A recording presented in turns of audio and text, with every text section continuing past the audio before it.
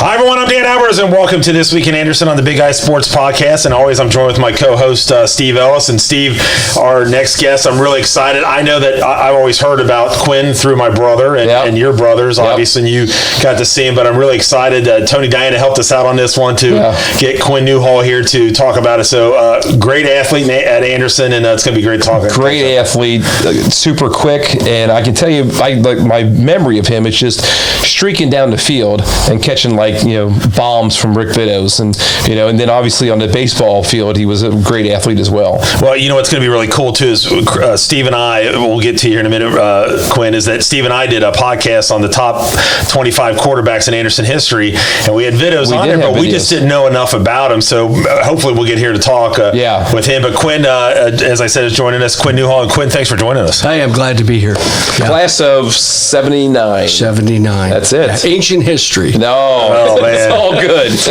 That's as we said, joining us is Quinn Newhall, and just take us back to the days of growing up. I know you lived on a great side of Summit. It's not there it comes again. He only invites guys that lived in Summit. Well, you're lucky. Summit. All the rich kids lived in Watch Hill, Coldstream, Watch Hill. Yeah, but all the fun. So it was Summit, baby. That's exactly right. And it's funny, as a kid growing up, I took my kids now are all grown, and I took them by my first house in Pleasant Ridge. So that's where my first memories were. Okay. And I showed them the house, and I go, your uncle, my brother, lived in this bedroom above the garage. And it was a 2-bedroom house. And oh, by the way, it was given to my dad from my uncle. Oh, wow. His uncle, excuse me. And then we moved to Ashwood, which was the next big step. And then when we moved to Anderson, we bought that house on Den Allen Drive. Yep. $55,000. And my dad told me, he goes, we went from a $30,000 home to 55. That's big time. Yeah. Oh, he was I don't know how I'm going to afford this. Yeah. And his boss, my dad worked for Cincinnati Bell. Okay. And he said, don't worry about it. Raises and inflation, going to take care of it. Okay. And it was right. But we didn't know anything, right? Right, exactly. Yeah. At that time, the 275, 471 corridor was not built. Yeah, correct. So Columbia Park, my dad would come home every day going, God damn it, son of a bitch. I don't even know 5 Mile was done. I don't know either. I know 4 Mile was because we used to jump off the bridge into the creek, right? That was the thing to do. That was the thing. So, moving out to Anderson, and, we'll talk about baseball early on because baseball was my sport. Okay. Originally. Played in Pleasant Ridge and was District 8 All-Stars, and I started out as a catcher, which is nothing that you guys have seen. So I joined Hillberg Meets, Bill Newton, Brian Lawhorn, Mike Mills, Chris Lohman. There's a bunch of folks who played on the team. And they said, we already have a catcher. You want to play outfield? I'm like, I'll play wherever. Yeah. So grew up with those guys all through the years playing baseball. And my mom would not let me play football. Okay. And so my best friend in high school, Mark Preedy, John Preedy, Brian Lawhorn, we all lived in Summit Estates. Yeah. And so we finally, sophomore year, we came up with a scam or a scheme. No, we lied. We lied to my mom. Flat out. Big D Newhall, my mom, to get her to let me play football. Okay. And Doug Taylor on the JV team was our quarterback. And that was my first foray. And I didn't know anything about organized football. We used to play, kill the man with the ball up at Summit Elementary. Yeah. And I was pretty fast, pretty quick, but I didn't know anything about X routes or the 5-slot, any of that. And so sophomore year, played there. Come along junior year, and I'm in awe. I mean, and remember, sophomore year is the year that Anderson and Turpin split. Okay. So I'm with these great guys, Bill Newton, Rick Haynes. The list goes on of these great guys, and I'm like, I'm not worthy. Right. We split in 77, largest graduating class of Anderson in 1977. Right. Turpin opens, here we are. We find out you show up junior year, Oh, you're still here. Oh, yeah. Oh, Right. Yeah. So Newton, Rick Haynes, Tim Collins, they all went to Turpin. Yeah. And this is what we got. Yeah. So junior year, we start Keith Omies. Do you guys remember Keith Omies? Yeah. The Omies brothers, right? Handsome fellas. I mean, they should forget football. Just go to Hollywood. Keith was the starting quarterback. Okay. Got injured during preseason. So Vidos, ironically, was a receiver. And went to quarterback. Oh, you're kidding. No, and I was a running back. Yeah. And they moved me to receiver. All right. So that became the start of the Vidos Newhall kind of thing. Yep. And Jeff Seaman, do you remember Jeff Seaman at all? I remember that think name, so. yeah. Jeff and I were co-captains in baseball junior and senior year. Jeff, great guy. Now I know. Great guy. Yep. Yeah, Yep. you know him if you saw him. Yep. Jeff was the other wide receiver. Okay. And I was this kid that I'm telling you, I played 1 year. You know, they give me a playbook and they're like X, Y, Z and route. I'm like, who's the X? And that's you. That's you. That's you. Oh, okay, good. And Mark Preedy helped me through that because he played all those years. Yeah. So through, again, as we talked about it, there's a theme to this whole thing. And for anybody that's listening, you know, life gives you opportunities. It's what you make of those. Right. Because I was a good athlete given great circumstances. Rick Vidos being one of the major components, right? So, you know, I show up that year and you know, Jeff Seaman was kind of the key receiver. He was on the other side. And we're going along that year, and I'm catching a few here and there. And then it was the game against Forest Park. Okay. And you guys know Gordon Vettorino. Sure. Legend in Midland baseball. That's right. So backtrack. The spring before that, I tried out for the Midland Cardinals. So did Vidos. Yeah. And we're at Woodward High School. Okay. And there's 300 people trying out down there in February. In February in Ohio is like, you know, chilly. Yeah. Oh, no, it's like Florida. Come on, guys. A little chilly. So, you know, these guys, and each week they're going through the cut. Yeah. And I didn't get the call, so I guess I'm coming back. And Gordon Vettorino was a tough coach. Old school. Old school. Yep. And, you know, I'll never forget, we're down to the final or 2 weekends from picking the team. Yeah. And I'm playing center field. Sorry, I couldn't hear what you said. Sorry, could you say that again? Oh, sorry, it's my super. It's not me. I was like, wait a minute. No, I thought my wife was here. I thought something's going on here. You said sorry and thought it said Siri? Siri, yeah. Yeah. I thought my wife was so here. funny. Anyway, sorry about that. So we're down to the final 3 weekends in the cut. So we're down from 300 to probably 30, 40. Okay. And this ball's hit, right? I'm playing center field. And I get a great break on it, I think. And I make this catch, not quite diving, but close, and come up, and then I peel it to second base. And I'm thinking, Yeah. Coach Vettorino, if you got a better jump on the ball, you wouldn't have had to die for it. Yeah. Wow. Sounds exactly like him. Yeah. And so I'm just like, God, are you kidding me? Yeah. So Vidos would see me at high school, and he'd go, hey, do it for Gordy. Do it for Gordy.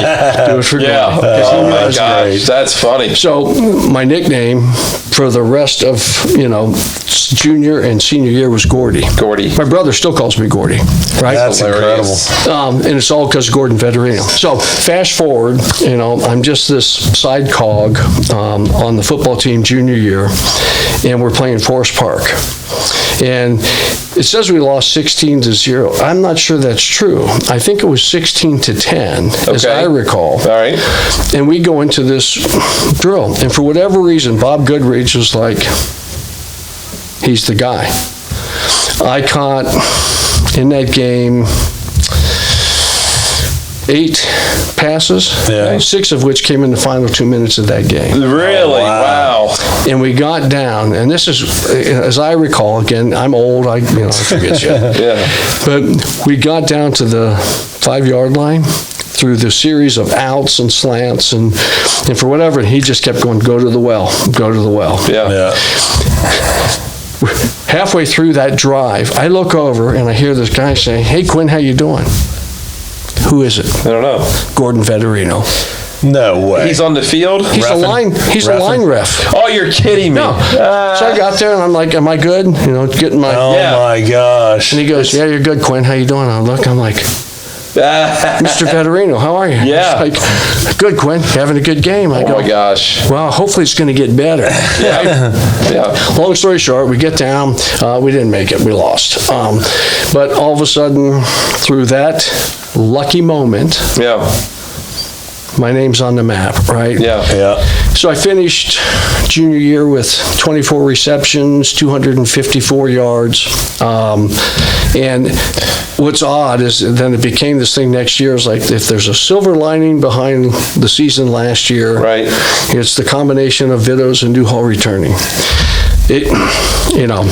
Well, but back in the day, though, too, Anderson never threw the ball that much either. So that's the other thing, too, that people have to keep and realize this is that's something that Steve and I brought up in our podcast when we were doing the quarterbacks. You know, we could sit there and say all these great quarterbacks and this and that, but they don't understand that back then it just wasn't, you didn't throw the football back then. No. And I mean, so for them to do that with you guys says something. I mean, if you know anything about Anderson football now, I mean, Yeah, that's all they do. They throw it like 70 times a game. You know, so you imagine how many catches you would have. Yeah, and it is funny because, so let me fast forward senior year. Okay. Right? So here's this silver lining that's coming. And, again, I'm just this kid from some of the states that, has been blessed with speed. And quite frankly, at 150 pounds, there's more fear that gave me more speed than anything. So trying to outrun them. Yeah. So senior year, as I mentioned, Ken Kesselring, right, was an absolute dedicated. He was the turkey at Thanksgiving. Guy committed. Yep. And he and I were both co-captains at that time. And I think I was elected more because of the publicity. Yeah. Because again, I'm learning the game. Right. So we opened the season against Indian Hill. Okay. And this is, I don't know, for anybody who's played football, does this still haunt you? Tell me. Right? Yeah, what? Playing football or just what? Like you wake up with dreams and things. Oh. Right? All the time. All the time. All the time. So this is the haunting dream that stays with me forever. Okay. And I wish I had been a better student of the game. So we're down 16-10 to Indian Hill. Okay. And we got a goal line stand, right? I mean, not stand, sorry, goal line offense.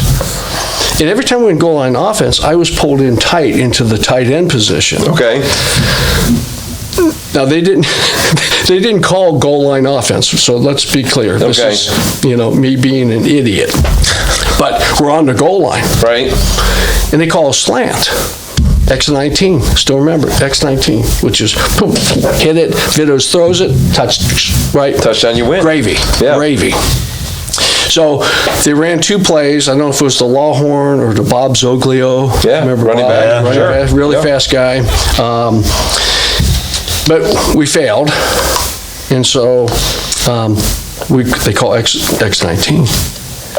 And I'm like, well, that's a slant. Well, how in the hell do you slant from the tight end position, right? Uh-oh. Mind you, they did not call goal line offense. Okay. But I'm like, assume, right? You know what that means, right? Yeah, I assumed. I'm like, well, we're on the goal line, so my dumbass goes, well, there's a hybrid here. Okay. So I go halfway between wide out and halfway between tight end. Tight end, okay. And I'm in this weird thing. I run the slot. Long story short, Indian Hill intercepts it. Oh. Right, and we're grappling. And I'm 150 pounds, and this linebacker took it. Gets it. That was it. You have that play Still back. to this day. To this day, because I remember, I run over the sideline, and Goodridge, right, good guy, treated me really well. Whatever happens there, or opinions about Bob Goodridge. He looked at me and goes, what the hell were you doing? I go, it's goal line offense. He goes, did anybody call goal line? I'm like, no, come to think of it, no. And so I own that. And that haunts me to this day because we could have won that game. It would have changed the trajectory of our season. No, but it sure would have been nice to start off with a win. Yeah, everybody's got that one or two plays you'd like to have back. Well, and it's, again, it's the fact that I didn't start playing until sophomore year. Right. I didn't, hey, you want to play, smear the queer or whatever the hell, kill the man with the ball. That's right. So obviously you talk about football, and Danny's going to ask you some more about that. Yeah. You played baseball as well. Was there any other sports that you played growing up?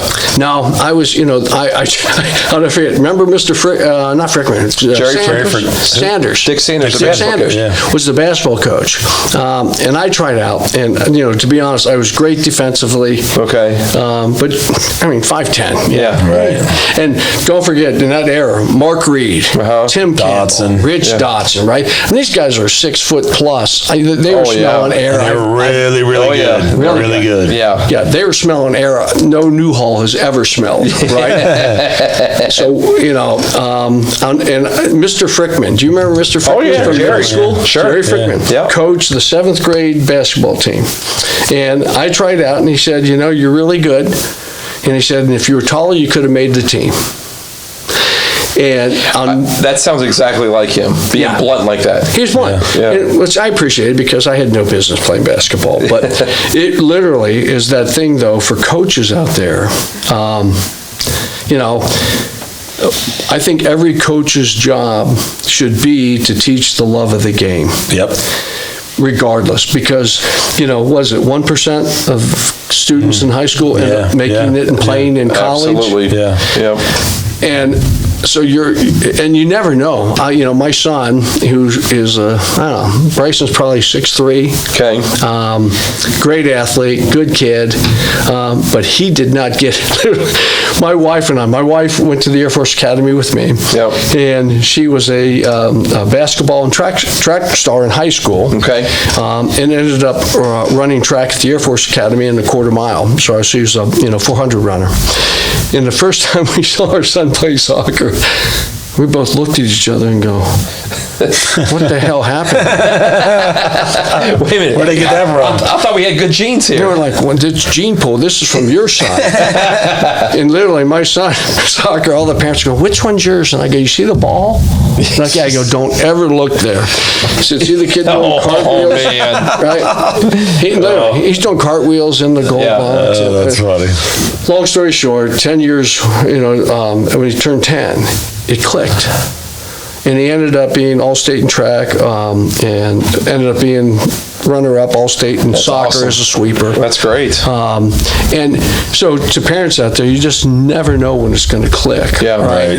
And the whole thing is to keep encouraging your kids. Yeah. Because in the end, I went and played football at Air Force for 2 years, but I'm not playing football now. Right. Nor did I there. So anyway, that's just a tangential tale that goes away from senior year of Anderson, right? Right. So, senior year Anderson, we're looking at the landscape, and there's Ken Kessering, who truly, and again, I can't say this enough, that guy was dedicated to the cause. Doug Fisher was probably our biggest player. Hoss. Doug Fisher, no kidding. Yeah. I played with Chris. Chris Fisher. Chris was my age. Man, Doug was a big boy. Big boy. We used to call him Cro-Magnon because he was one step out of the right.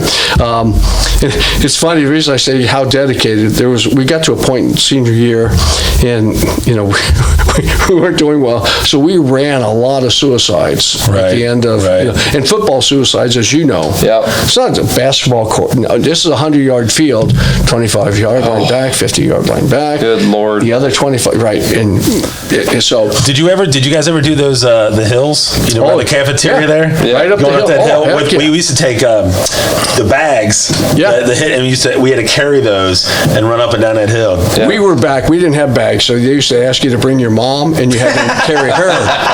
I'm just kidding. So yeah, that hill was the deal. All right, so before we go on to football, I want to ask you about baseball. Yeah. Because I remember you on the diamond as well, and playing with my brother Brad. Yeah.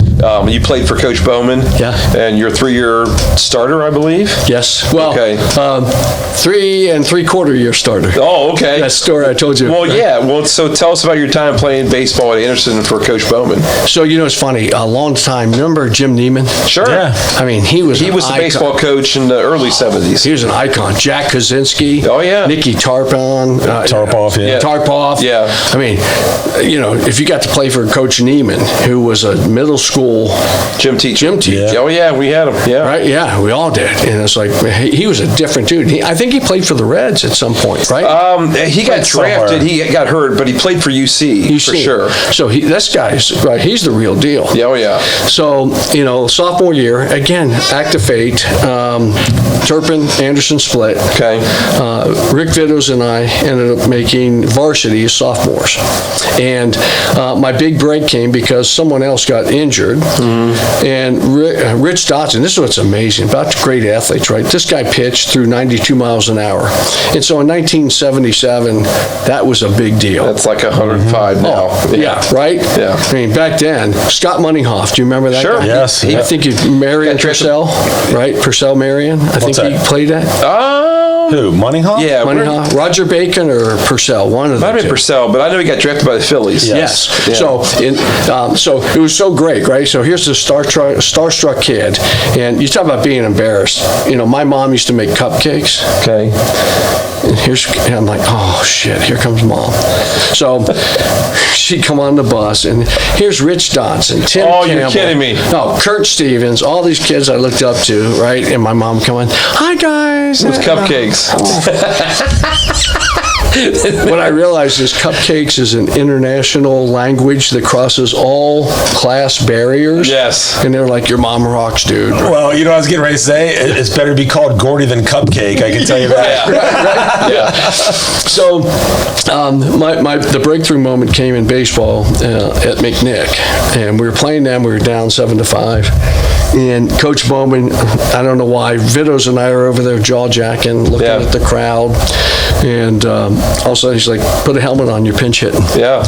And luckily, that game, I don't remember seeing my bat hit the ball. I just remember seeing it going down the right field line. And as a result, I ended up on second base, and we were 7-6. I stole third, and I can't remember who was at the plate, but we ended up, he struck out, we lost the game. That was it. But after that, the next game, and this is again that moment in time where God gives you these gifts, the opportunity, and next starting lineup, Newhall, right field. Right. Okay. So Kurt Stevens goes from right. He's now playing left. Rich Dodson, when he's not pitching, plays center. Wow. I didn't know that. Yeah. That's incredible. And what was cool, right? Rich Dodson, when he pitched, there's 19, 20 Scouts. in the stands. Oh, yeah. Right?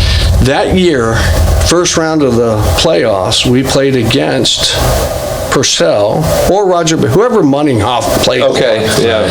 And it was Dodson and Moneyhoff. Wow. And it was cool when Dodson pitched, I got to play center field. And so I got on the radar again, opportunity in life. Yeah. All these scouts at a game.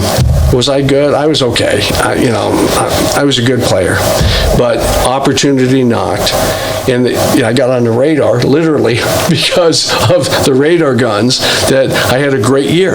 Yeah. And so all of a sudden they're like, "Oh, who's this Newhall kid?" Right.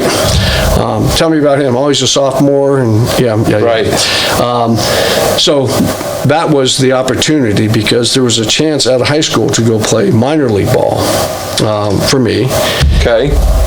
And I was a dime a dozen shortstop utility outfield player. Yeah. Again, not a power hitter, right?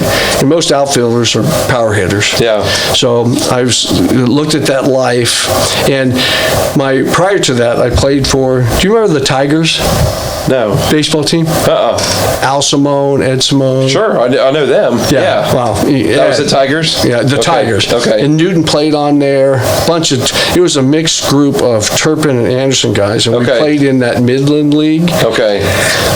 before senior year, we played 90 games. Oh, jeez. My junior summer going into senior year. Yeah. Grueling, right? I mean, you're playing double headers 3 times a week, and you're traveling to Indianapolis, to Kentucky, all over the place. And that gave me a taste of what 181. Right, and it's like, no, that's not good for me. Yeah. Well, it's funny because we interviewed Pat Tabler. Yeah. And we were like, so what was your summers like? And he didn't play summer ball at all. He's a smart guy. Well, I mean, but how good did he have to be? And he went on and had a great, good career. And he that's the difference, right? Pat Tabler, up here. Quinn Newhall, right down here.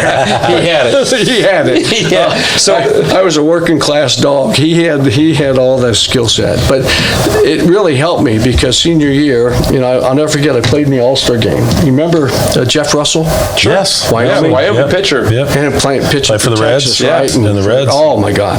So I'm out there at the All-Star game. I think I was just, hey, we feel sorry for the guy, so we'll put him on the team.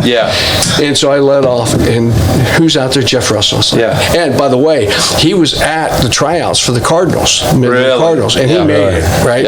So finishing that story with Gordon Vettorino, I made it to the final 20. They kept 16. I was not one of the 16. But it was a great experience, great coach, right? And you look at those guys, and truly, that was the elite of the elite in Indiana, Kentucky, and Ohio. So I was kind of blessed to just even make it that far. But Russell was one of the guys. So here we are, right? Fast forward, senior year, and who's the starting pitcher for the West? Jeff Russell. I hit a smoking dribbler down the first base line. Smoking dribbler. Got all that one. Here's my pride. You utilize your speed. Well, I outran the ball, which was really nice, but it still got me. And then I think the next time up, I don't know, I hit something third base against Jeff Russell. Anyway, it was not a spectacular moment, but I still remember Chuck Bowman, great guy. He's living down in Florida now. I'll take you to talk about a small world, I'll tell you about that. But I got in the car that night, Volkswagen Beetle, light blue. Had my hat, had my bat. I got in the car that night, and I threw the baseball bat and my glove in the back. I said, well, I guess you're playing football at Air Force, right? It was that moment that I realized, I wasn't good enough to go down that path. And if I was good enough, it was going to be a long, grueling haul. Or I can go to the Air Force Academy, get an education. And at this point, football's a 3-year deal for me. Right, so it's new, and exciting. I've been playing baseball since all my life. So the truth is, I was burnt out. Understandable. And love the game, but done. So a couple quick stories on one on Gordon Vettorino. So Brad had Dad took Brad to a tryout, and it was like up in Centerville or somewhere. The tryout, and it was early in the morning, and on the way, Dad had a flat tire. Oh, shit. And there was no AAA back then. Dad had to do it himself, and he hustled the best he could, got to the tryout, and Gordon Vettorino walks up and says, "You're 3 minutes late. You can't try out." Oh my gosh. That was it. He's a tough dude. Wow. Yeah, how about that? That's crazy. That's crazy. Yeah, then the other story was about Jeff Russell. Brad, back then at Riverfront Stadium, they used to have the home run hitting contest, like one player from each school or something. I went our senior year. Did you? Yeah. It got rained out, by the way. Okay, so Brad went the next year, and it was so cool to go down there. I think Jeff Russell was he a year ahead or your age? Same year. Same year, okay. Same year. Yeah, good guy. That's crazy. Yeah, how about that? That's a good. So let's go back real quick to some of the football. Let's go back again. We kind of talked about Goodrich. And the times were very thin because I was a part of those things. Because after you graduated, I had Coach Stowe, which I love Coach Stowe, but it was very thin. But Anderson always had great athletes. Just talk a little bit about Coach Goodrich and then just the years of football in the late 70s there. Yeah, so late 70s. So we'll fast forward that junior year, right? Realized Turpin had split, right, and Anderson. And we were in the top league other than GCL. I mean, GCL is the hallmark of everything godly. Right. But at that point, Anderson and Turpin, if we had stayed together, so fast forward to our senior year, Rick Haynes, unbelievable athlete, led the city of Cincinnati in rushing senior year in high school. Right. Rick Vittos led the city of Cincinnati in passing senior year. And that I, as a fortunate child, led in receiving. So you think crazy. back to that and you're going, if our schools had stayed together, you'd have had the top running back, the top quarterback, and the top receiver. And so as you look at that divide and going, oh God, we sucked. Yeah, we did. We weren't good, but we could have been awesome. Yeah. And it's like anything, when you're in a rebuilding period under Coach Stowe, right? Bob Goodrich, bless his heart, I mean, that guy was dealt a crappy hand, right? And he made the best of it. And so, you look back and Bill Newton and Tim, all those guys at Turpin, right? Bill Newton, by the way, owns a landscaping business. Does. You know him? Oh, yeah. Yeah. Oh, yeah. And Chris is the athletic guy, right? Love Chris. Chris is a great dude. Yeah. Bill and I, grew up playing baseball together on Hillburg Meets back in the day. And Bill used to live in Summit before they moved to the evil twin, Turpin. That's right. Bill's got a great business. I ran into him. You talk about a small world, right? Yeah. My wife and I move out to Mainville. And we're looking for trees because we bought this new house. And, of course, you know how that is. And my wife, God bless her, I love her to death, but she is definitely a type A person. Okay. So we're out there, and she's like, I'm thinking about some trees, and oh, by the way, and Bill goes, hey, before we get started, can we get names? And she goes, I'm Cheryl, and this is my husband, Quinn. And he goes, Newhall? And this is COVID time. Yeah, okay. So masks. And I'm like, yeah. And he pulls his mask down and goes, Bill Newton. I'm like, oh my God. How about that? Right? Yeah. Isn't that cool? So cool. And Bill was just, like I said, I have just nothing but great memories. And it's so cool to see him successful. He remember Steve Nimmo? Sure. Yeah. So Nimmo was his roommate at UC, come to find out. And anybody that doesn't like Nimmo needs to go to Russia, because I'm telling you, Nimmo's that guy. So fast forward, senior year, we had a great experience, and it was against junior year when we caught the passes. We set the record initially against Forest Park. So junior year, we're going along, catching things. And I'll never forget Bob Goodrich. Yeah. We had great passing success. We're in the third game of the season. And Goodrich calls Vittos, myself, Mark Preedy, Tim Tedeschi was the other wideout. And he calls us into this room. And he goes, so we got all these receptions. We got nothing to show for it. And we're like, okay, yeah. And he goes, God, come on, guys, after the catch, we got to. So played Mariemont. And the open series, I catch this ball, I don't know, we're probably on the 40-yard line. And I get it, and I'm doing this jig. Mark Preedy comes in and clears out the dude that was covering me. Yeah. Just scored. Oh, he waylays him, and we score. And I'll never forget, I run over, and I'm sitting on the bench, and Goodrich looks at me and said, seriously? It was almost like he was like, all it had to do was to tell you Just say that. Tell you to do it, yeah. That's what we're supposed to do is score? God. It was one of those surreal moments I'll never forget, looking at him, because I have my helmets off, I'm on the bench, and he comes over and he's like, seriously? Yeah. That's funny. And it was like, Coach, I've been trying. It just happened that tonight, after you talked to us, it happened. Right? Who else was on that staff? I'm trying to remember. I got it right here. Who else was on that staff? On the team or the staff? The staff. The staff. So go ahead. Chuck Bowman, offensive line guy. Pat Ellis. Yep. Pat Ellis. Math teacher. Yes. Little short guy. Yeah, with his van that he always drive up on the field. Yeah. Yeah. He was, those are the two I remember the most. And then there was this, who was the guy that was the Thrush? Jim Thrush. Let's wait to see if he came up with it. And there's one more that actually this guy was a head coach in the early 70s and he had a heart attack. Oh, so he kind Seymour. Nice, Carl Seymour. Carl Seymour. So he was a Summit Estate guy. Was he really? Oh, yeah. Yeah, Carl lived right up Summit Hill, Summit Ridge, Rockport, one of them. Yeah. But yeah, and his daughter, Sean, Okay. was in your class or no, the year after your brother. Oh, 81. 2 years, yeah. Kim Francis. Yeah. Oh, yeah. Chris Francis. Chris Francis, yeah. So Kim was his youngest, Right. in that grade. Okay. But yeah, Carl Seymour was on there as well. But Thrush, right? I mean, that dude. He was serious, man. Yeah. He was. Yeah, I don't think you wanted to make him No, mad. we saw him mad. He Yeah. like took a kid when it was okay to do it and like lifted him in the air. And It's a true story. I'm jacking around sophomore year, and everybody talks about child abuse. No, it's called discipline. Right. And I'm in the, I'm in there jacking around talking to Preedy or Lawhorn. Okay. Next thing I know, this is 2 days. My face mask is grabbed. I'm run. I don't know who's got. I'm just following. you all right? Into the goalpost. Do I have your attention now? Whoa. Right? And I was like, yes, sir.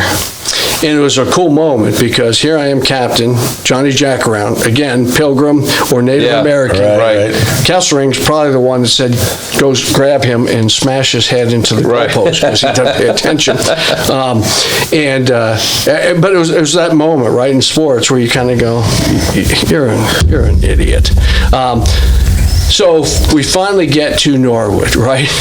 Which was our one win senior year, right? Yeah. And there's a great article that I think I gave you guys, right, where Bob Goodrich says a win at last. In addition to this time period of Turpin and Anderson splitting, soccer is emerging on the field. Oh, yeah. Right. Oh, yeah. As a major sport. Yeah. And our year, senior year, that team made it to the state finals. Sure. So Toby Greer, Marty Meyer, John Siegel. Yeah. Right?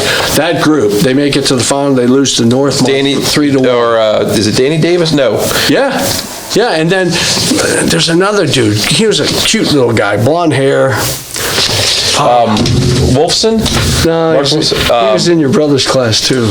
Anyway, yeah. they lost 3-1 to Northmont, right? Yeah. So soccer's emerging as a major player and another drafting of athletes. Right. Because Marty Meyer, short but fast and mean. I'm telling you, I'd put him at defensive back. He'd have killed everything he ran into. Yeah. Right? Yeah. But he was a soccer guy. So school split, soccer's emerging, less talent. Pool. And so, our saying, thank God for Norwood was our chant at that time. Right. So that week leading up to Norwood, this is one of those small facts, I had strep throat. Okay. And was down for the count Tuesday, Wednesday, Thursday, and still out Friday. But in order to play, by Ohio rules, you had to be there for half a day. By 10:30. On the game, right? Yeah. So Friday, I show up, and I stay till noon, whatever the requirement was. Yeah. And I went home and took a nap, and then showed up for the bus, and off we go to Norwood. And in that game, Vito's completed, I think, 12 passes. I caught 10 of his 12. Yeah. 3 touchdowns. It was one of those games you'll never forget. Sure. And honestly, I think we could have done more. We ended up winning 22 to, in fact, the last play of the game, Goodrich put me in at safety. Oh, wow. Again, I almost blew it. Because this pass comes, and Steve Lucas, you remember Steve Lucas? Yeah, great dude. Steve Lucas, crazy. He was a badass. Yeah. I won't tell you what he used to call Preedy and I, but it was Captain P, and it ended in Ussy. But that's what he called me, Preedy. So he and I are back there, and this ball's coming, and it's so ripe for the taking. Okay. And we both go up for it, and we tip it. And I'm literally, as the ball's falling, I look, and there's a guy from Norwood. Yeah. that if he could have caught it, could have scored. Oh, wow, that's crazy. Yeah, again, I'm sitting there going, you are an idiot, because your role as safety is no one behind you. Well, I'll say this real quick, that about those days, and even leading up to when we played, or Danny played football in the mid '80s, that I don't think a lot of people now understand, playing in the Hamilton County League. Oh, it's tough. With the big schools, the Colerains. I mean, it's a lot tougher. Mount Healthy. Yeah, Mount Healthy. I mean, Forest Park. Yeah, so it's a little different then. Right, exactly. I'm not saying it's easy now. It's definitely not easy, but it's just a little different. A lot different. Yeah. When we played Colerain, and at this point, we played Colerain probably game number 8 of the season. Yeah. So now, there's no secret that Vidos is the guy, and I'm his, pawn out there. But that's our offense. Right. It's Vidos and myself at this point. The week leading up to that, we needed game films from Colerain. Okay. So I had Goodrich for Marriage, Dating, and the Family, which was just a filler. Yeah, I know. We had the same ones. You did you? Yeah. So Goodrich calls my mom, Big D, and says, "Hey, is it okay if I send Quinn to Colerain to pick up game films?" Oh my gosh. Wow. Yeah. Sorry, Forest Hill School District. Yeah. And so I'm in there, and he's like, "Hey, your mom said it's cool. You're supposed to go pick up films." So I drive for 275 all the way over to Colerain. And the coach, I walk in, he says, "Hey, Quinn, how you doing?" I'm like, "Hey, coach, good to see you." And I walk through their weight room. Yeah. Oh, amazing. Yeah. Amazing. In the middle is a film room. And I'm like, we have a thruster. You're right. We had with the closet, that little closet. The closet, right? right? little Yeah, closet. across from the And locker the room. thruster, yeah. And he's like, I'm walking through, he's like, what? I go, oh. I said, we have a thruster machine in the corner. And that's it. And a universal and one bench. That's our whole deal. He goes, where you watch films? I go, we go down the hall and we showed off the cinder block wall that's just That's crazy. past, right? Light years ahead. Light years ahead. Yeah. And not only that, and then you're like, and how many students do you have? 3,000. Yeah. Anderson, like 1,200. I graduated class of 375. Right. Yeah. Right? It was just amazing. So that's another game. That week we're playing, and so this nice coach who's like, hey, Quinn, how are you? When we play them, I'm getting a double team at Colerain. Okay. And there's one play, I don't know what happened, but I got, hit on the out of bounds, and that same loving coach at the time was like, kick his. Right? Yeah, yeah. I'm like, hey, coach, good to see you. Thanks for the films. But there's a play where I went across the middle and got waylaid. And the buckles, the plastic clamps on the leg broke. Oh. And I got up, I'm walking to the huddle. They say I feel this hand on my shoulder pads. It was Ken Kessering pulling me back to our huddle. You went to the Colerain. I went to Colerain huddle. Well, I'd like to know what they were going to call just so in case. Yeah. Anyway, Oh my gosh. that's one of those stories, right? And they're like, okay, take me to the sideline, the salts. Yeah. So So let's get past high school and get to how you spoke a little bit about getting to play Air Force. The Air Force. Yeah. Which I'm sure there's a lot that goes into getting to that point. That's not like going to some small pokey dunk place. So it's funny. My dad, World War II vet, Big Bruce, good guy, and I was the luckiest guy, as I'm sure you feel about your dad. Sure. Your dad was a great guy. But I was blessed. Preet used to go on every family vacation with us. Is that right? Oh yeah. And I was just, and truly, even my wife was like, had a special relationship. My dad just had that ability to just make people want to be better. Okay. So we went on a family vacation through, I don't know, we went to New London, Connecticut, the Coast Guard Academy, and we happened to see the Naval Academy, and I was like, that's it. Really? And this is freshman year. Okay. Right? So I wanted to go to the Naval Academy before I even started playing football. And lo and behold, we get to, junior year, senior year. And Coach Backus, who was a Cincinnati guy, was the offensive line coach at Air Force. Okay. And I happened to be just smart enough, and I mean just smart enough to get in. And I happened to have these good things. And Air Force is an amazing place in Naval Academy and West Point, because they take these guys that are fringe guys, and I mean fringe. I was 5'10", 150 pounds, but ran a 4.5 40. Okay. So fast as hell, mostly out of fear, that they take and they mold into their program. And so because of that, that was the only Division I school opportunity I had. Okay. Happened to be the fact that I wanted to go to the Naval Academy. Well, but did they come after you, or did you have to go to them, I guess? No, they came here. Did they? And it's kind of a cool thing. You want to talk about a head awesome. rush, right? Here's my skinny little ass senior year sitting in class, and they'd be like, Quinn, yeah. And so the other schools that we're looking at was Princeton and Brown, which, my God. I mean, you could go to Cincinnati, UC, back then for $1,200 a year. Yeah. $1,200 a Princeton year. and Brown were $10,000. Back then. Yeah. Right? Yeah. And my dad made $55,000 a year. And so you're going, 20% of my dad's income is going to go to pay, because Ivy League doesn't have scholarships, right? Right. So, but to get called down, here's Air Force. And like, we looked at your films and we think you, and I'm like, have you seen my grades? Yeah. Because you guys don't teach basket weaving. Right. Right? And they're like, no, we think, but. So I applied, and I wanted to go to Naval Academy. And the way that system works, right, you apply. And it's kind of like this, the academies in general, and then you have to have a congressional nomination. So Bill Gradison was the guy back then, or you can get a senator. So the senator only has 2 nominations, but each representative has 2. Okay. Sylvia Beatty, do you remember Sylvia Beatty? Remember the name? Yeah. Oh, valedictorian of my class, incredibly smart. She and I both got appointments to the Air Force Academy. Oh, really? Hats off to Sylvia and to the Forest Hill School District. Sylvia ended up being the valedictorian of my class at the Air Force Academy. Wow, how about that? Triple major, chemistry, Arabic, and physics. Oh my gosh. Yeah. Went on to University of New Mexico and got her doctorates. Anyway, she's an incredibly unique and smart individual. I'd say. Yeah, and so here comes my dopey ass behind her, and I literally, when I got accepted from the dean, Ken Hatfield was our head coach at Air Force. Okay. Arkansas, great, played at Arkansas, and then ended up being our coach.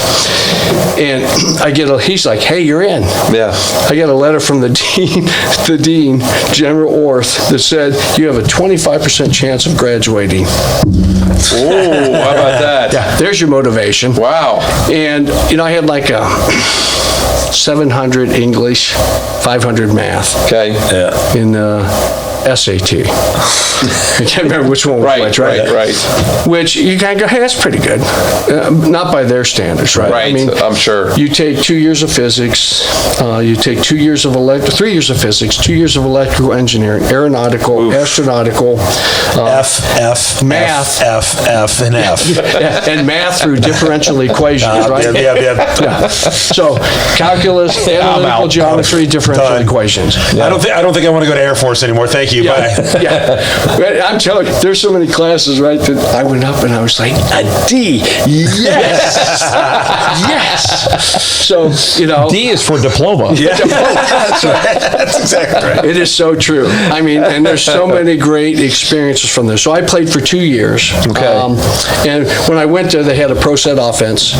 Dave Zebart was the quarterback, and you have these visions of Air Force. Well, it became ground force very quickly. Sophomore year, they installed the wishbone. There you go. You're done. You're done. So you played right receiver there, too? Yeah, sure did. Okay. And he caught 6 passes because they didn't throw the ball back then. Because I was on the Beaner squad, which is the scout squad. So this is a true story. You'll love this because this is so close to home. Freshman year, we're getting ready to play Notre Dame. And you remember, was it Francisco Hiawatha? Yes, Francisco. Francisco Hiawatha. Yeah. Big running back. He was running back at Notre Dame. Sure. So I'm on the scout squad, Beaner squad at Air Force. They hold the cards up, right? And so the whole point was to focus on that guy. So red dot, I'm out there playing receiver, doing the jack around. Boo, hee, hee. Yeah. And all of a sudden they're like, Newhall, get in here. I'm like, yeah, and they're going to put this on. Now I'm wearing the red scouting running back. Target. I'm like, Coach, I'm not a running back. They go, you are now. Wow. So you hold the card up. You're like, okay, what? In the three hole, got it. Oh, got it. Say hi. And I got like 8 yards. Coach Goldsmith, who ended up being the head coach at UNC, University of North Carolina. Okay. Great coaching staff. I'm telling you, the guys that were there, if you named them off, you'd go, oh shit, ended up here. Ended up here. But Goldsmith was the defensive line coach who ended up being head coach at University of North Carolina. He's smashing helmets and spitting and raising hell. Yeah. He's not even a running back. Oh, thanks. Right? And what's he say? Do it again at the line. Okay. So I wasn't smart enough to get through these classes, but I know that now we're running the same play. You've pissed them off. And they're going to kill you. Yeah. They're going to kill you. Oh, they kicked my... And as they're dragging me off, I hear the coach say, hold on. I thought, oh, good, he's going to check on me. Yeah. Nay. They just wanted the jersey. And then, like I said, I blew my knee out. That was the end of my football dreams. But well, that's pretty cool, though. Oh, well, led on to the Air Force. And that's where I met my lovely wife. Well, tell us about your career path from your Air Force. So, after Air Force, I went and, fly, fight, and win. More disappointment, but another great opportunity. Yep. I boxed for 4 years at the Academy. That's why my nose has this nice flat spot. Nice. And at graduation, you take a physical. And when I went in, I don't know if you remember, but senior year in baseball, I got knocked out. Okay. And I did the clonic flop. Oh, jeez. Oh, wow. Yeah, I can't remember. We were playing at Mount Healthy or somewhere, but baseball hit me here, shortstop's knee went here. Oh, my gosh. Yeah, so I couldn't feel anything from my neck down, and they rushed me to the hospital, and slowly things came back together. So, scary time in life, right? Sure. Like an idiot, we told the academies about it. So I had to go to DODMER, the Department of Defense Medical Review Board, and get all these tests done. So ultimately it's like, hey, you can come to Air Force, but you're commission only, meaning I can't fly. But hey, guess what? Not a whole bunch. I was like Mark Hatterberg from Moneyball. Right. Not a whole bunch of other offers out there. Right. So I'll be commission only, which means you can't fly. Senior year, they say, hey, you can go fly, and they end up finding a cataract. On my senior year physical from boxing. From boxing. Yeah. Wow. So anyway, I went into weapon system development, acquisition, worked with Hughes Aircraft Company and developed the AMRAAM missile, advanced medium range air-to-air missile. Did that for 4 years at really tough duty. I was in Fort Walton Beach, Florida. That was so hard to do. Yeah. God, that was hard. I feel for you. Right there on the sand. And then my second assignment was at Wright Pat, which is kind of cool. Closer to home. I played softball with all the old guys. Marty Meyer, Brian Lawhorn. There you go. We played down at the Golden Pheasant. Yeah, it's Township Tavern. Township Tavern, right? Hilarious. Wednesday night, so it's kind of cool to come back here. Yep. So I did 8 years, and then I got out and I went into the restaurant business. Okay. And I used to say I went from working for a general to working for the colonel. So I literally started out in the food business with Kentucky Fried Chicken. Okay. No kidding. And made it through the ranks there to end up being the director of operations for the state of Florida. And then I worked for a pizza company for a number of years, became a franchisee. Okay. And we got a new CEO, and our values just didn't mesh. Doesn't mean his were right and mine were wrong or mine were right, but literally sitting in Colorado at this time. Okay. So we lived in Colorado for 15 years, evergreen. Greatest place on earth, by the way. And I went down and said, need a change. And there was a job for Vice President of Operations for Skyline Chili. No. Really? Yeah. Well, you know what? Are you kidding? Okay, now here's what I gotta say now. It ticks me off now that you didn't bring damn Skyline here tonight. Where's you? Wait a minute. Wait, hold on. Are you with them right now? Yeah, I'm the executive vice president of restaurant operations. How about that? So awesome. So now, you always hear about the people in the studio that talk about, hey, food sponsored by. You would think. You would think I would, but I didn't know if Skyline wanted me to. I know, but I need to backtrack here for a second because it's incredibly cool. That's awesome that you went into the Air Force, regardless of that you thought about it as a freshman year. Yeah. But Danny, I didn't really get excited until you said Skyline Chili. Whenever you're feeling good and hungry, what time is it? It's Skyline time. You're an idiot. You know, it is so funny too because I would go places and tell my story, and people go, "Yeah, whatever." And then I go, "Well, I work for Skyline." You work for Skyline? Oh, As you guys know, and I do think this is that moment again, right, where life sends you things. Yeah. We used to go to the old one down by the UDF. Yeah. Right? Not the new one. Many late nights there. Yes. Many late nights there. And then Cherry Grove opens up. Right. And my mom and dad and I and my brother used to go every Wednesday night. Okay. Come heck or high water. Yeah, to Skyline. tradition. The last meal I had with my mom, didn't know it was going to be, was at Cherry Grove Skyline. Wow. And I left. And so it's funny when I applied for the job, right? You see this and I'm like looking up to the heavens and going, there is a God. This is your signal, right? Yep. And so the prodigal son, after being gone for 40 years from Cincinnati, sees this. And I put on the application, hey, diehard Cincinnati guy, last meal I had with my mom was at Skyline Cherry Grove. There you go. ... something star, I won't say their name. Yes. Sucks. You put that on there? Yeah. So the recruiting company then, calls me and says blah, blah, blah. So long story short, I go through the interview, most rigorous interview process ever, which should tell you that Skyline absolutely is protective and loves the brand. Yeah. Even for a prodigal son who loves the brand, sure, comes back. Hardest interview. It was harder getting into Skyline than it was going to the Air Force Academy. Oh my God. Yeah. Right. And so I've been there now going on 4 years. Wow. And it's just been a great experience. A brand, as you guys know. Yeah. It's a Cincinnati icon. It's absolutely. That's awesome. Because if you had said Gold Star, we probably would have stopped. We would stop. We said, that's it. We're done. I did not say that. Right? I'm just saying, you guys said that. It's nice meeting you. See you later. Get out of here. Yeah. So, all right. So let's talk about your kids. So you briefly touched on them, and 3 kids. Did they grow up here or all over Colorado? All over. Okay. So I was the prodigal son. Like I said, leaving here.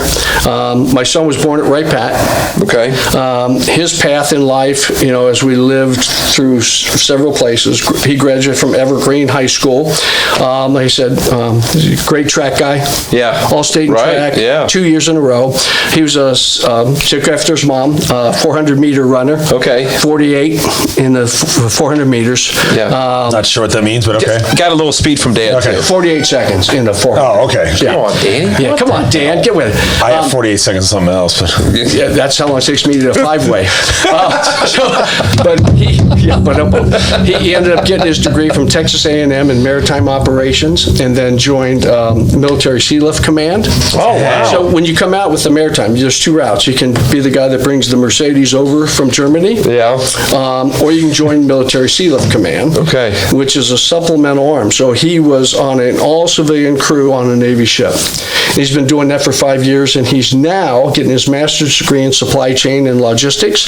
Awesome. That's great. Yeah, down at Virginia Tech, or his 9-year girlfriend's getting her veterinarian degree at Virginia Tech, while he gets his master's from Boston University. That's great. So I'm trying, awesome. as you guys know, if you have, your kids, you want to get them home. So I'm trying to find him a supply chain job. Sure. I said, hey, send your resume to TQL. I think that. Yeah, no kidding. Then my oldest daughter, middle child, Haley, is a special needs teacher in Alexandria, Virginia. Oh, wow. Great kid. She and her husband are going to move out to Boise, which is where she went to school, Boise State. Okay. The Bluefield, Smurf. Oh, yeah. Yes.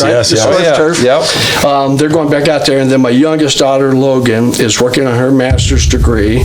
She complete it here in the next 2 months. Is she here? No, or- she's Boise State, so she lives okay. in Boise. Okay, so she's we have there. a house out there. That's our refuge. If the balloon goes up, that's where Cheryl and I will end up leaving to. But I appreciate you asking. Yeah, that because that's great to hear.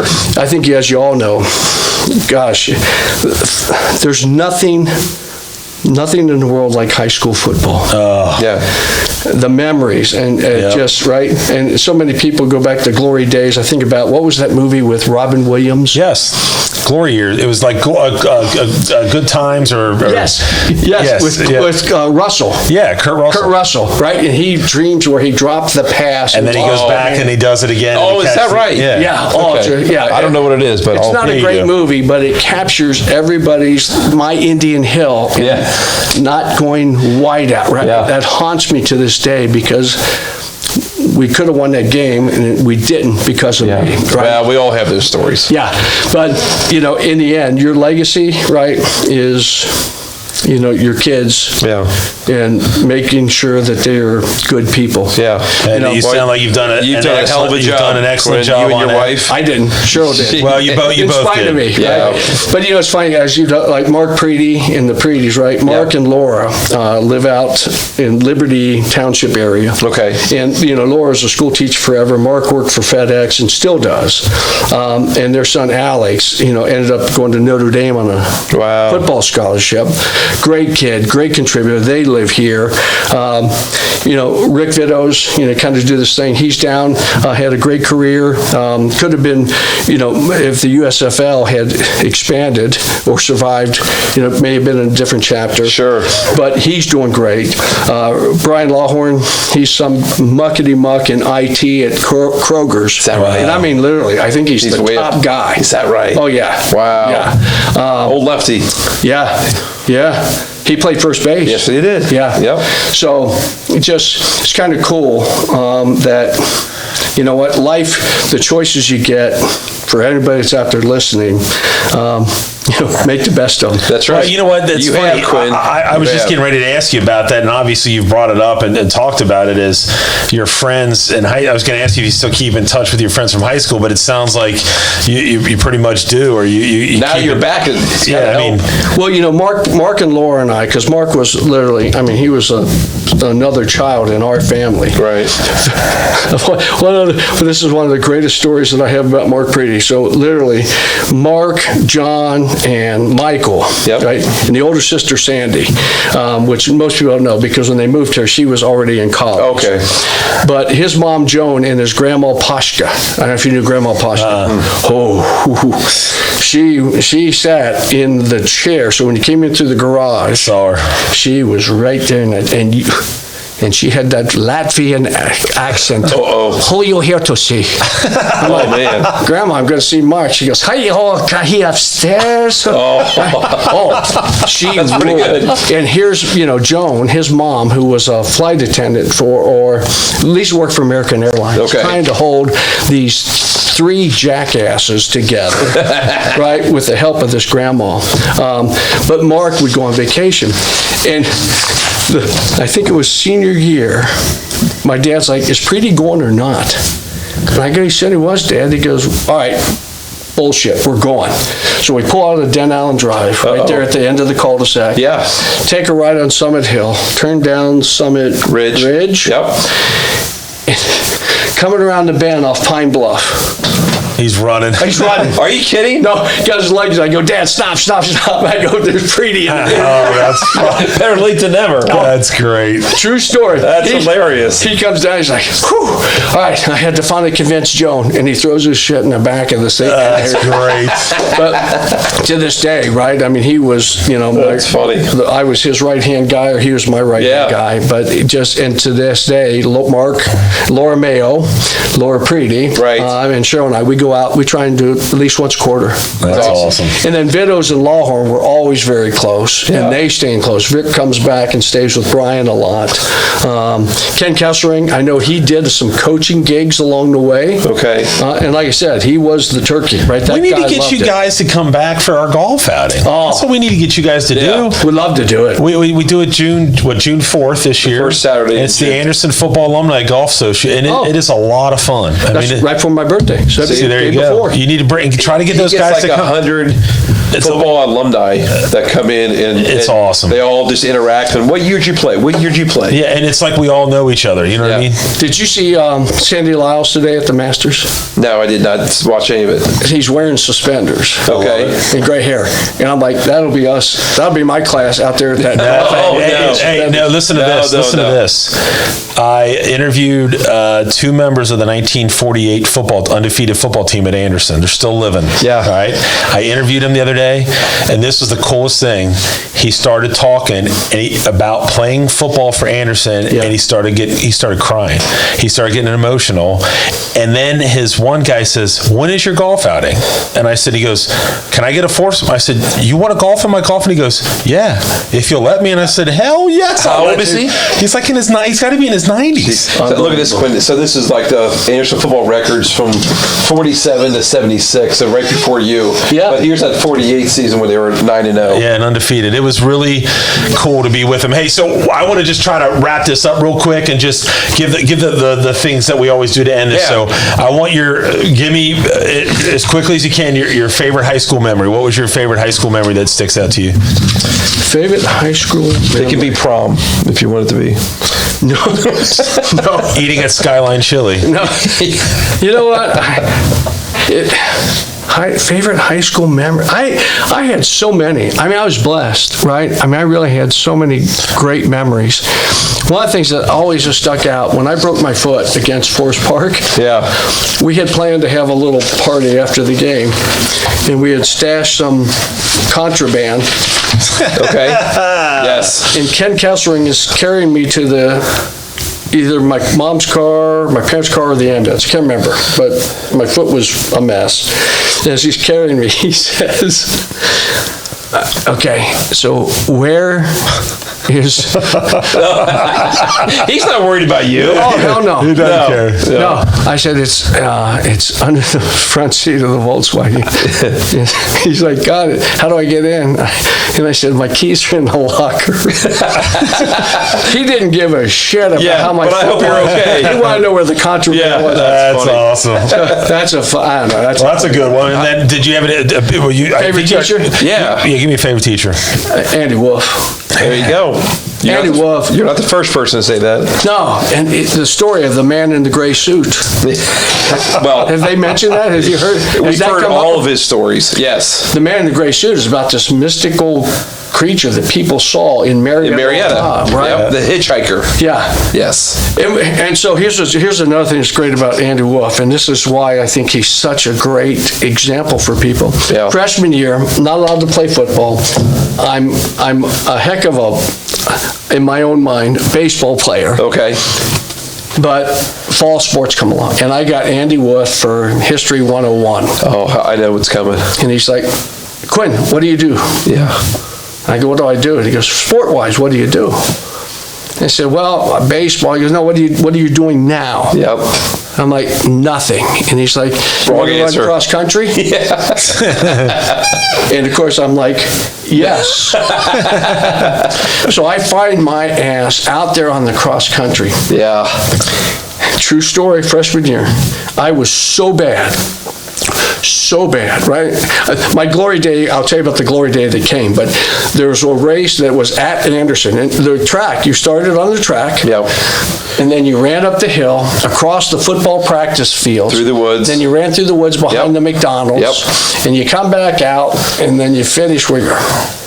This is God honest truth. First race, home race, I come in, they're taking the chute down. And you're just coming in? Oh, my mom and dad. I see my dad looking at his watch and looking at my mom. We gotta eat. We gotta eat. Skyline Stopped time. at McDonald's. Oh, I think she's like, "What the hell?" Right? Maybe. And I'm like, "Hey!" I'm screaming. "Hey!" Oh, wait, there's someone still out there. Oh, that's funny. I was so bad through the course of the season. One race, I was like, okay, I'm going to really impress Coach Wolf. So as you ran in, that was the exit point also. Okay. And there's some woods there. Uh-oh. Oh, yeah, I jumped in there. I sat there, waited. I waited for the last. I hope Andy's watching this. Yeah, I waited for the last guy to come out, and then I was like, okay, wait at least 30 seconds because no one's going to believe this.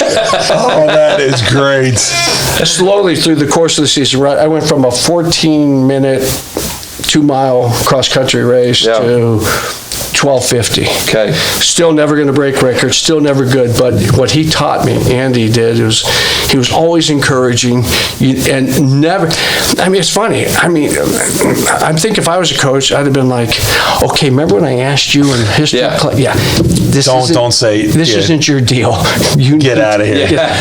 He was just always encouraging. Yeah. And my glory day came when we ran 200 yards. Okay. And I kicked all their asses. Yeah. Right? Sprinter. Just sprinter. I was not a running guy, but Andy Wolf he just embodies everything that a teacher should be. I mean, he cares what he teaches. He cares about the kids. Guys, he's a part of the community. He lives in Summit. Yeah. Now, one thing he's got to get straight. He did the history of Anderson. Okay. And Dave Wilson was in my class. Sure. Not the class of 80, the Olympic guy. Well, and on every history thing, even that board that said Anderson High School, says Dave Wilson, 80. 79. That's what it was. Get that thing changed. Yeah. All right, we'll see what we can do. So, I tell you what, we could honestly go on for hours, but we got to try to. You guys going? Sorry. No. This is awesome. We really appreciate you taking the time. I know you're very busy, and it's the first time that I've really met you in person. But Tony Diana was prepping me, telling me what a great guy you were, and all this stuff, and I just kind of remembered. So honestly, we could sit here for 3 more hours and talk. It is awesome, and by the way, 2 cheese conies, no onion, no mustard. No, honestly, Quinn, it's great to see you again. You too. Yeah. Tell Brad I said hi. I will. Sorry and about Vicky your dad. says hi, too. Yeah, Vicky. Yeah, Vicky was in my class. Right. I was like, gosh, icon, the Ellis family. Hold on, I'm going to see. I don't know if my cousin was around that time. Fritz Beinke. Did you know Fritz Beinke? God, it sounds so familiar. Yeah, it does. Because he went there he went to Turpin and then came over to Anderson and went to Anderson for a little bit. He was good friends with Tony Razor. Did you know Tony Razor? I knew Tony Razor, Yeah, he lives down the street down here. Really? Yeah, Tony Razor does. So on he was this street here. Yeah, on this street here. Yeah, Tony Razor. He ended up getting into big dude. lifting. Big dude. Yeah, he's a big dude. Yeah. Good dude. Tony Razor. All right, we're going to go ahead and wrap it up here. So I really appreciate, again, as we said, Quinn Newhall joining us here. Great guys. Thanks We're for going to go ahead and wrap it up. So for Steve Ellis, Dan Albers, and Quinn Newhall, you've been listening to This Week in Anderson. We'll catch you next week.